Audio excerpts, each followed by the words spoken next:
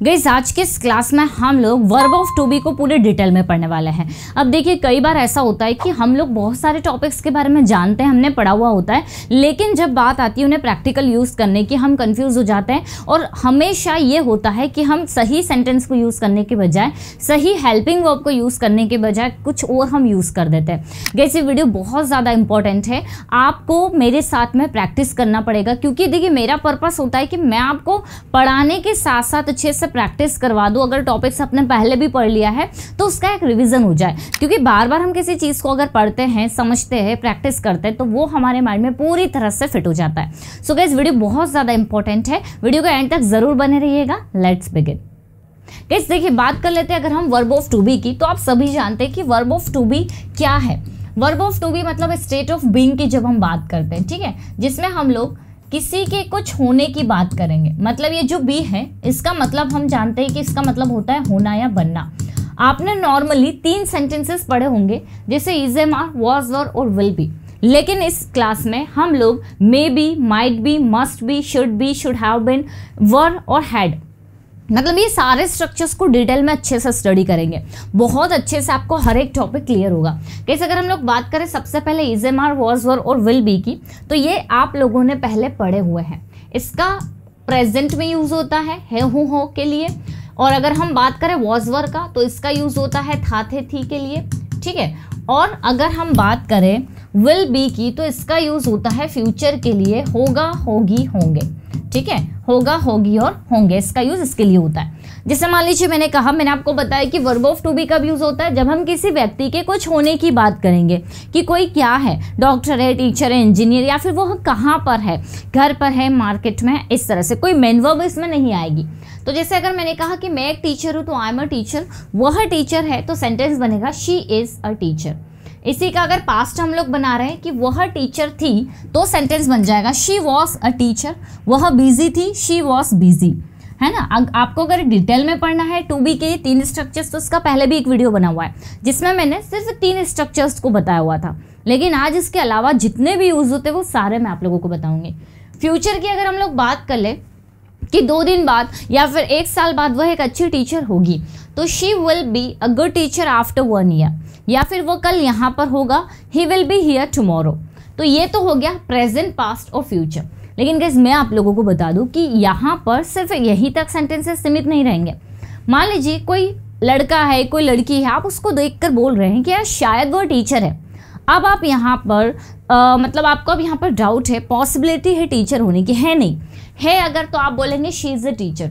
लेकिन अगर आपको बोलना है कि शायद वह टीचर है तो आप बोलेंगे she may be a teacher. आपको अगर बोलना हो कि शायद वह एक डॉक्टर है तो he may be a doctor, he may be a doctor. शायद वह घर पर है तो आप जनरली जो मे बी का यूज़ करेंगे, यहाँ पर हम लोग मे के साथ बी लगा रहे हैं, इसमें मतलब आपको जो सेंटेंसेस बनाने वो विदाउट मेन वर्ब बनाने, टू बी से रिलेटेड ही सेंटेंसेस आएंगे जिसमें हम किसी व्यक्ति के कहीं या फिर कुछ होने की बात करेंगे, ठीक है। कहीं मतलब किस जगह पर है, जब हम प्लेस की बात करेंगे, कुछ मतलब हम पोस्ट की बात करेंगे कि वह व्यक्ति क्या है। तो जैसे मैंने कहा कि शायद वह बिजी है या फिर शायद वह बिजी होगा, एक ही बात है। तो हमारा सेंटेंस कुछ इस तरह से बनेगा, शी मे बी या ही मे बी बिजी। इसका मीनिंग क्या निकल रहा है, शायद वह बिजी होगी, या हमें बोलना हो कि शायद वह घर पर होगी। देखिए अगर हमें बोलना हो कि वह घर पर है तो हम बोलेंगे शी इज एट होम। क्या बोलेंगे, शी इज एट होम, वह घर पर है। लेकिन अब हमें बोलना है कि शायद वह घर पर होगी, तो अब हमारा सेंटेंस बन जाएगा she may be at home. बिल्कुल क्लियर है, सिंपल सा कॉन्सेप्ट है, दोनों में जमीन आसमान का अंतर है। आप श्योर बोल रहे हैं कि है वो घर पे तो आप शी इज का यूज कर देंगे, लेकिन आप श्योर नहीं है तो आप मे बी का यूज कर देंगे। वैसे ही अगर आपको बोलना है कि वह तुम्हारा दोस्त है तो आपका सेंटेंस बन जाएगा ही इज योर फ्रेंड। लेकिन आप ये बोलना चाह रहे हैं कि यार शायद वो तुम्हारा दोस्त होगा, आपको पॉसिबिलिटी लग रही है कि शायद वो तुम्हारा दोस्त होगा, तो अब आप बोलेंगे he may be your friend. क्या आपका सेंटेंस बनेगा, he may be your friend. Clear, ये हमारा सेंटेंस बन गया, he may be your friend, मतलब शायद वह तुम्हारा दोस्त होगा। क्लियर। नाउ नेक्स्ट हम लोग बात कर लेते हैं माइट बी। माइट बी मतलब हो जाएगा शायद ही। अब यहाँ पर पॉसिबिलिटी बहुत ज़्यादा कम हो गई है, शायद ही है। जब यहाँ पर 50% से भी कम पॉसिबिलिटी है, जैसे आप किसी को जानते हैं, आपने कहा वो घर पर है, तो आपने सिंपल सा सेंटेंस बना दिया शी इज़ एट होम। लेकिन मान लीजिए बहुत कम पॉसिबिलिटी लग रही है, आपने कहा वो तो शायद ही घर पर होगी, तो अब आप यहाँ पर मे बी का यूज़ नहीं करेंगे। आपका सेंटेंस बनेगा she may be at home. क्या सेंटेंस बनेगा आपका? She may be at home या she might be at home, मतलब शायद वो घर पर होगी। दोनों में अंतर क्या है? इसमें पॉसिबिलिटी ज़्यादा है, इसमें कम है। ठीक है, तो कोई आपसे पूछता है कि यार आपके पापा कहाँ है, आपने कहा शायद वो घर पर होंगे, मतलब कम पॉसिबिलिटी कि शायद ही वो घर पर होंगे, तो आप बोलेंगे he might be at home या फिर he might be in office, he might be in the market. Clear? तो यहाँ पर है कुछ तो इज एम आर, था वॉज वर, होगा विल बी, शायद है तो मे बी, और शायद ही है तो माइट बी का यूज हो जाएगा। गाइस नेक्स्ट हम लोग बात करेंगे मस्ट बी की। देखिए मस्ट बी तब यूज होगा जब आप किसी चीज़ को लेकर पूरी तरह से श्योर है, ज़रूर है या फिर ज़रूर होगा। ठीक है, ज़रूर है या फिर ज़रूर होगा। जैसे मैंने कहा कि वह ज़रूर घर पर होगा, अब यहाँ पर पूरी तरह से श्योर है नहीं, वह ज़रूर घर पर होगा, यहाँ पर ज़्यादा पॉसिबिलिटी है, तो आप बोलेंगे he must be at home. वह ज़रूर उसके दोस्तों के साथ होगा, तो सेंटेंस बनेगा he must be with his friends, या फिर वे ज़रूर घर पर होंगे, तो दे मे बी एट होम। यहाँ पर होगा ज़रूर आ रहा है, लेकिन ये आपको फ्यूचर के लिए यूज़ नहीं करना है, ये यूज़ हो रहा है प्रेजेंट के लिए कि है वो शायद घर पर या शायद वे घर पर ही होंगे। क्लियर? तो गाइस सिंपल सा सेंटेंसेस है। मान लीजिए अगर मैं ये कहूँ कि वह एक टीचर है तो शी इज़ अ टीचर, वह एक टीचर था तो ही वॉज अ टीचर, वह टीचर होगा तो he will be a teacher. शायद वह एक टीचर है, ही मे बी अ टीचर, वह शायद ही टीचर होगा, he might be a teacher. वह ज़रूर एक टीचर होगा, he must be a teacher. तुम ज़रूर ईमानदार होंगे, you must be an honest man, है ना। अगर मैं ये बोल रहा हूँ कि तुम ज़रूर एक ईमानदार व्यक्ति होंगे तो you must be an honest man. वह ज़रूर एक ईमानदार लड़की होगी, she must be an honest girl. Clear? तो यहाँ पर हम बोल रहे हैं नहीं, ज़रूर होगी, पॉसिबिलिटी ज़्यादा है। सेंटेंसेस वही बना रहे हैं हम लोग, कुछ होंगे या फिर कहीं पर होंगे प्लेस। जैसे मैंने कहा वो ज़रूर इंदौर में होगी, she must be in Indore. Guys बहुत ज़्यादा इजी है, इसमें हमें सिर्फ विदाउट मेन वर्ब के जितने भी सेंटेंसेस आते हैं वो हमें बना देना है। अब हम बात कर लेते हैं कुछ आगे और सेंटेंसेस की। यहाँ पर है शुड बी। देखिए इसका मतलब होता है होना चाहिए। ठीक है, आप किसी को कोई मान लीजिए बहुत अच्छा गाना गाता है और आप उसको एडवाइस कर रहे हैं कि यार आपको तो सिंगर होना चाहिए, तो अब आपका सेंटेंस बनेगा you should be a singer. आपको घर पर होना चाहिए, you should B at home. आपको यहाँ होना चाहिए, यू शुड बी हियर। मतलब किसी को कुछ होना चाहिए या कहीं होना चाहिए। जैसे कि हम बोल सकते हैं यू शुड बी हियर, या फिर आप बोल सकते हैं you should be in the class, you should be in the class. आपको क्लास में होना चाहिए, तो यहाँ पर हमने होना चाहिए बोल दिया। अगर हमें ये कहना हो कि शायद ही वह क्लास में होगा, तो हम यहाँ पर क्या करेंगे, शुड बी की जगह हम लोग माइट बी का यूज़ कर लेंगे। अगर हमें ये बोलना हो कि वह ज़रूर क्लास में होगा, तो हम बोलेंगे he must be in the class. ये देखिए मीनिंग चेंज हो गया, जैसे ही हमने हेल्पिंग वर्ब को चेंज किया हमारा मीनिंग भी पूरी तरह से चेंज हो गया। तो she must be at home, वह ज़रूर घर पर होगी, और she should B at home, उसे घर पर होना चाहिए। गाइस शुड बी का जो पास्ट बनता है वो बनता है शुड हैव बीन, जिसका मतलब होता है होना चाहिए था, होना चाहिए था। जैसे मान लीजिए मैंने कहा आपको घर पर होना चाहिए था, you should have been at home. आपको यहाँ होना चाहिए था, you should have been here. आपको वहाँ होना चाहिए था, you should have been there. ठीक है, जैसे हमें कहीं होना चाहिए तो यू शुड बी का यूज़ करेंगे। शुड बी का पास्ट क्या हो जाएगा, शुड हैव बीन। जैसे हमने यहाँ पर सेंटेंस बनाया कि आपको क्लास में होना चाहिए, you should be in the class. आपको क्लास में होना चाहिए था, तो अब हमारा सेंटेंस क्या बनेगा, you should have been in the class, you should have been in the class. अब यहाँ पर हमने किसका यूज़ कर लिया, पास्ट का यूज़ किया, क्योंकि अब हमने क्या कहा कि आपको क्लास में होना चाहिए था, आपको एक टीचर होना चाहिए था, तो you should have been a teacher. यहाँ पर हमने शुड हैव लगाया और ये V3 लगा दिया।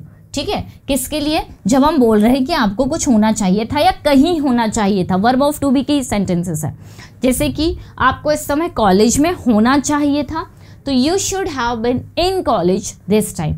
होना चाहिए तो हम शुड बी का यूज़ करेंगे।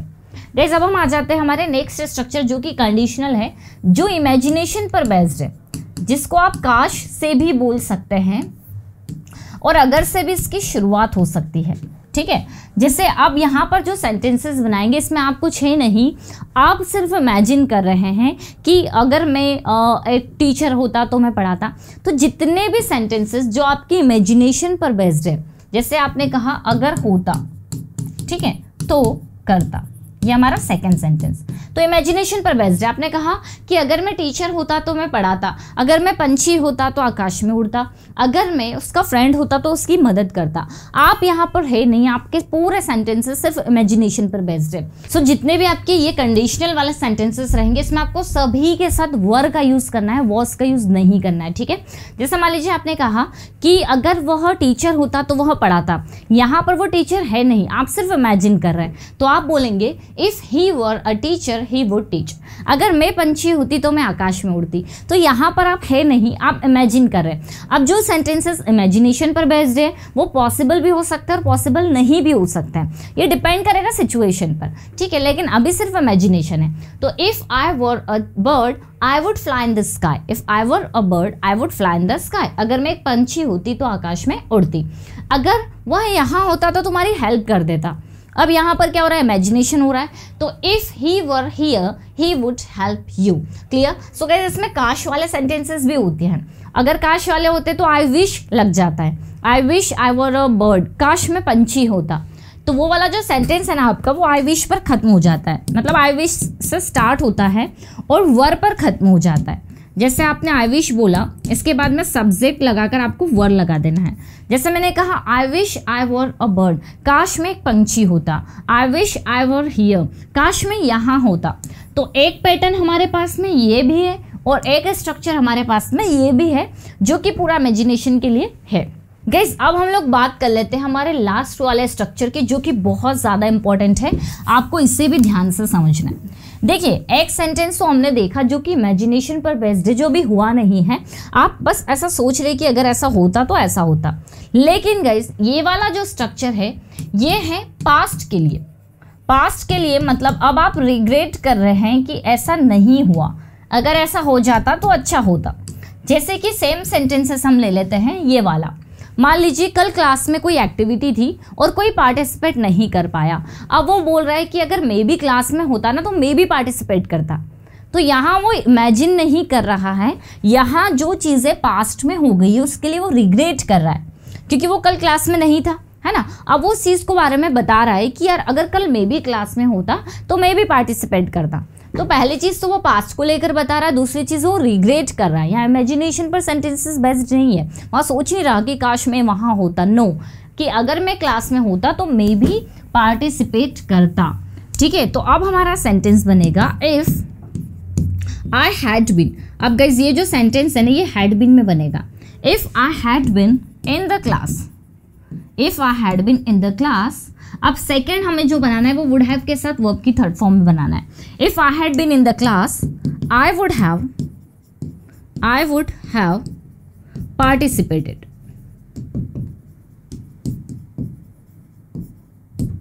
ठीक है, if I had been in the class I would have participated. अगर मैं क्लास में होता तो मैंने भी पार्टिसिपेट किया होता। तो यहाँ पर आपने क्या किया, रिग्रेट किया। और हम कुछ सेंटेंसेस देख लेते हैं। जैसे मान लीजिए यही वाला हम ले लेते हैं, you should be in the class, है ना, आपको क्लास में होना चाहिए। इसी का हम बना लेते कि अगर तुम क्लास में होते तो तुम्हें भी चांस मिला होता। कल कोई कंपटीशन हुआ जिसमें कोई स्टूडेंट नहीं आया, हम उसको बता रहे कि यार अगर तुम भी क्लास में होते तो तुम्हें भी चांस मिला होता। ठीक है, तुम्हें भी चांस मिल गया होता। तो इसका जो हिंदी आएगा वो इस तरह से आएगा, अगर होता तो किया होता। मतलब हमने किसी काम को किया होता। तो देखिए अगर तुम क्लास में होते, यही वाला हम ले लेते हैं। If you had been in the class,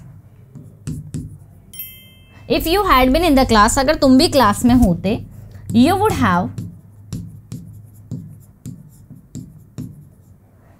have got chance. You would have got a chance, आपको भी चांस मिला होता।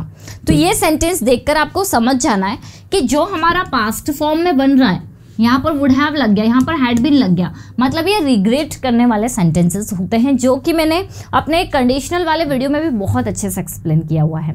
कैसे अब अगर हम इसको शॉर्ट में समझें तो देखिए मैं आपको एक चीज़ डिटेल में यहाँ पर बताती हूँ। इसमें क्या बनेगा, मैं एक टीचर हूँ, आई एम अ टीचर, मैं टीचर थी तो आई वॉज अ टीचर। मैं आपको हिंदी मीनिंग के साथ में दिखाती हूँ। देखिए मैं एक टीचर हूँ तो आई एम अ टीचर, मैं टीचर थी तो आई वॉज अ टीचर, मैं टीचर होंगी तो I will be a teacher, शायद मैं एक टीचर हूँ। अब ये मे के साथ नहीं सूट हो रहा है, आप किसी और के साथ ले सकते हैं कि शायद वह टीचर है, she may be a teacher, वह शायद ही टीचर है, she might B a teacher, वह ज़रूर एक टीचर होगी, she must be a teacher. ठीक है, ये हमारा हो गया। फिर क्या है कि उसे टीचर होना चाहिए, she should be a teacher, उसे एक टीचर होना चाहिए था, she should have been a teacher.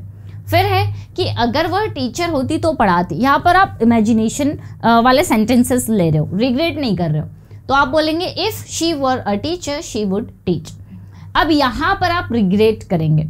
आपने अगर ये कहा if she had been a teacher she would have taught, अगर वह टीचर होती ना तो वह पढ़ाती, मतलब अब वह कुछ और बन चुकी है। अब आप वहाँ पर रिग्रेट कर रहे हैं, वो भी टीचर बन सकती थी लेकिन अब उसने कुछ और मतलब बोल सकते हैं प्रोफेशन ज्वाइन कर लिया है, तो उस चीज़ को लेकर आप रिग्रेट कर रहे हैं पास्ट को लेकर, और अब वो पॉसिबल नहीं है फिलहाल में। तो आप बोल रहे हैं she had been teacher she would have taught, या फिर she had been here she would have taught, अगर वह यहाँ पर होती तो उसने पढ़ा दिया होता।